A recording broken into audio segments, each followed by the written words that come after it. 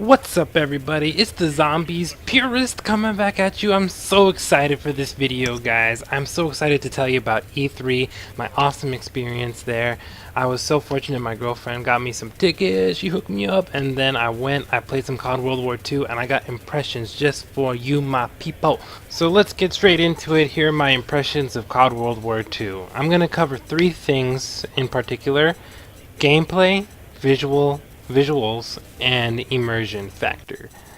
I've played almost every boots on the ground COD, from COD 4 to Call of Duty Ghosts, and I've played a bit of the new style stuff, Black Ops 3, and a bit of Advanced Warfare, and none of that Infinite Warfare nonsense, although I heard it's actually a pretty good game right now. But I would say if I had to compare this to anything, the movement felt most like COD Ghosts. It was a little bit clunky, and some of the animations, truth be told, were a little bit iffy. I don't know how I felt about them, but it felt like the new cramped maps of COD, especially. Infinite Warfare, of the gameplay I've seen, the maps look really cramped. It seems like engagements are every 2 seconds, right up in your face. Everyone has an SMG. That's kind of how it played in Black Ops 2. That's how it's been playing in Black Ops 3 a bit too. And there was little to no verticality like there was in Advanced Warfare, because of course the jetpacks are gone. And I feel kind of negatively about this, to be honest with you all. I miss the days of COD 4, I miss the days of MW2 when we had big style maps that really felt real, that felt part of a war and made sense. Not saying that this didn't feel like a war, but it's just so obvious these maps aren't made for the pump stompers anymore. You can tell it's made for competitive gaming only. TDM and 5v5 domination. I want to be able to pub stomp on a map that doesn't care too much about the rules, that plays nice, that's fun, that allows people to camp in somewhere crazy, get super high kill streaks. That's okay. That's what makes maps fun.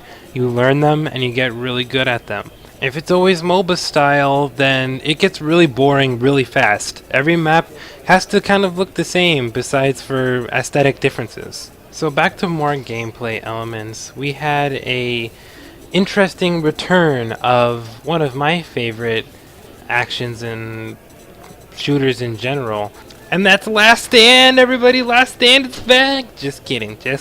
That was the dive to prone. Praise Lord Gaben, everybody. It's back, baby.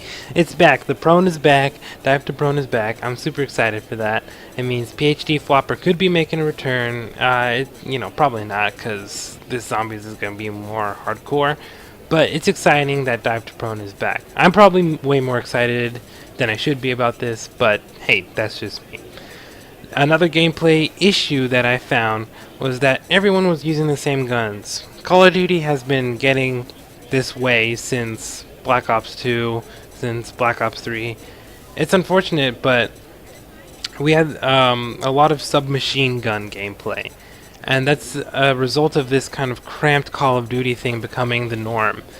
I think back in MW2 and MW1, a lot of it was assault rifle focused, because submachine guns just didn't have enough ammo and were way too close range.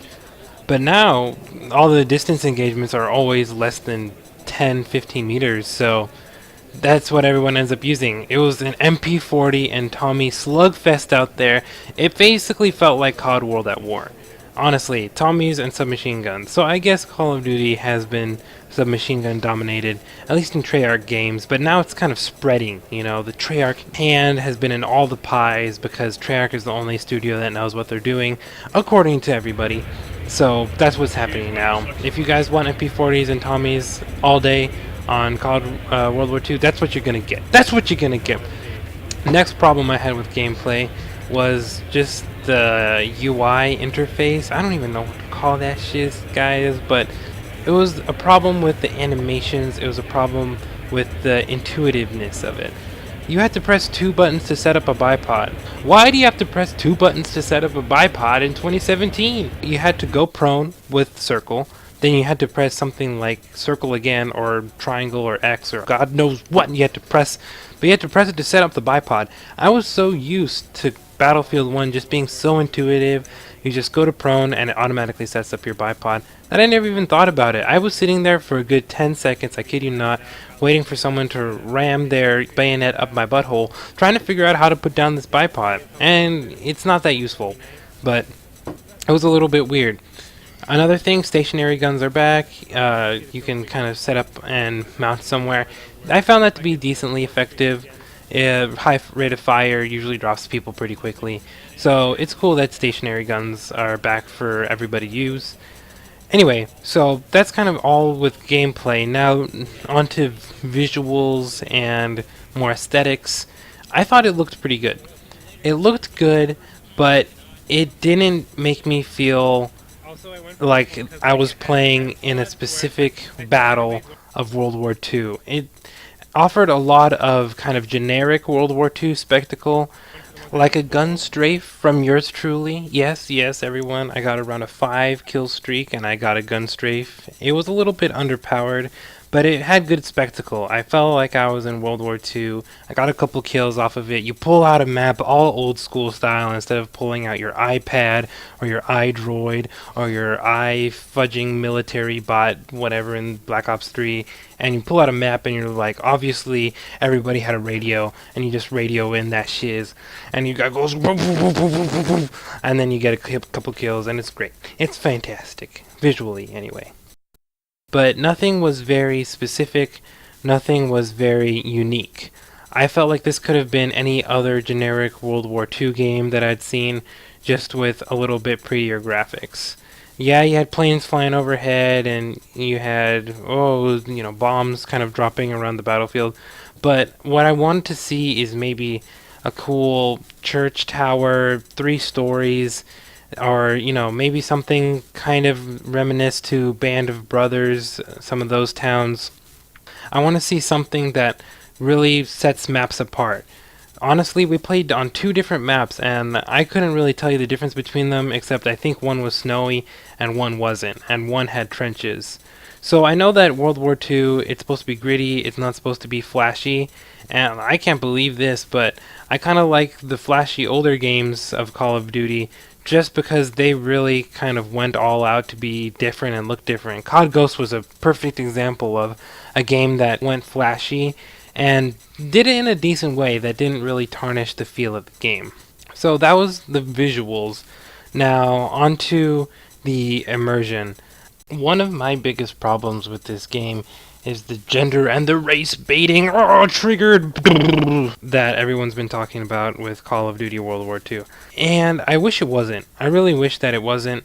I wish that we didn't have to have this conversation, but we're going to have it. No offense to, women and minorities. I'm a minority myself.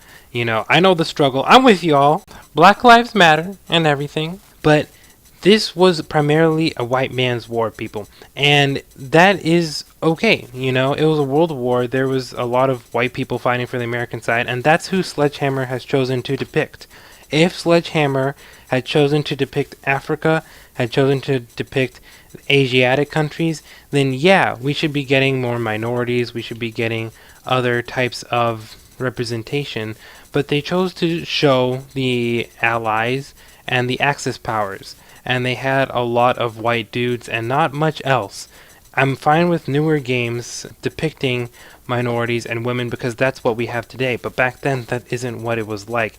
And they've come up with a bunch of excuses for why this is the case, why they can't show the swastika and multiplayer, which is honestly dumb if they're choosing to depict Nazis or the Axis powers. At least make them Italians.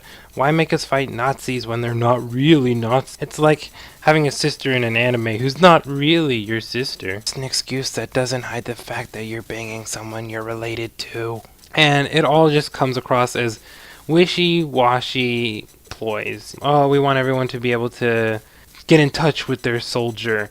I never felt like I had to get in touch with my soldier in COD 4. Just give me custom classes, and that's good. They effing took away my custom class, but they give me the ability to change myself to a black female Nazi. Goddammit! Just give me my ability to change my guns. That's all I care about. Okay? I don't care about being what color, what race, whatever. You know, I can't even see it half the time. Jesus Christ. You know, you just see your hands and like, oh, that's my character. I am the black Nazi woman. Oh, I feel it. I feel it in my bones. I feel it in my heart. You know, I don't care about that. It's a World War II first-person shooter. People know what to expect. It's Sledgehammer. You don't have to. They went out of their way to make this way more complicated than it needed to be. If they wanted to put in diversity, they should have put in the single player. So don't try to backtrack on this BS and say, oh, well, we're putting the diversity in multiplayer. That ship has already sailed. So anyway, those were my impressions of World War II. I felt, of course, visually looked good, sound design great, gameplay was along the newer style of stuff. It felt ghosty with just very short room of engagement. I would honestly say people were just running around each other, shooting each other in the back. It didn't feel very thought out and methodical, but I'm sure if you learn the maps it will be. It was towing the politically correct line a bit too much. I think a lot of people will have a problem with that. Overall, it feels like it'll be a very safe entry into the Call of Duty series. It didn't try to do anything special, but it brought us back to World War II, and we have to give it credit for at least that. And I think that I will give it a wait and see. I will definitely give it a wait and see. We'll see how Zombies turns out. But if they manage to pull off something within the next few months here, we'll see. Thanks guys for watching. This is the Zombies Purist signing off. Hee hee!